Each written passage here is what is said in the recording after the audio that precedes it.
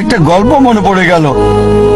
একসময় একজন ফেরেশতা এসে এক লোককে বলল, আমি তোমার উপর খুশি, তুমি যা চাইবে আমি তোমাকে তাই দেব, তবে একটা শর্ত, যা তুমি চাইবে আমি তোমাকে সব দেব, তবে তোমার প্রতিবেশীকে দেব তার দ্বিগুণ। লোকটা বলল, একটা রোলেক্স ঘড়ি আমার চাই। ফেরেশতা তাকে রোলেক্স ঘড়ি দিয়ে দিল।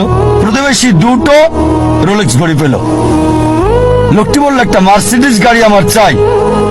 ফেরেশতা তাকে মার্সিডিজ গাড়ি দিল। প্রতিবেশীকে দুটো মার্সিডিজ দিল। লোকটি বলল, একটা সুন্দর বড় বাংলো চাই। ফেরেশতা তাকে সুন্দর বড় বাংলো দিল। তার প্রতিবেশীকে দেওয়া হলো দুটো সুন্দর বড় বাংলো। লোকটি পরে বলল, দয়া করে আমার শেষ ইচ্ছাটা তুমি পূরণ করে দাও। কি সেটা? আমার একটা চোখ তুমি নষ্ট করে দাও, যাতে কিছু আমি চোখে না দেখতে পাই। চিন্তা করেন, সে তার নিজের চেয়ে প্রতিবেশীকে নিয়ে বেশি ব্যস্ত। তার জীবন সহজ কিন্তু জটিল সেটা ভাবছে না সে। প্রাচুর্য কি দারিদ্রতা যাই থাকুক, সে বেশি চিন্তিত তার প্রতিবেশীর চেয়ে ভালো জীবন যাপন করা নিয়ে। এ কারণেই সে ফেরেশতাকে বলল, আমার একটা চোখ নষ্ট করে দাও, যাতে প্রতিবেশীর দুটো চোখই নষ্ট হয়ে যায়। এভাবে আমরা প্রতিবেশী কেন্দ্রিক।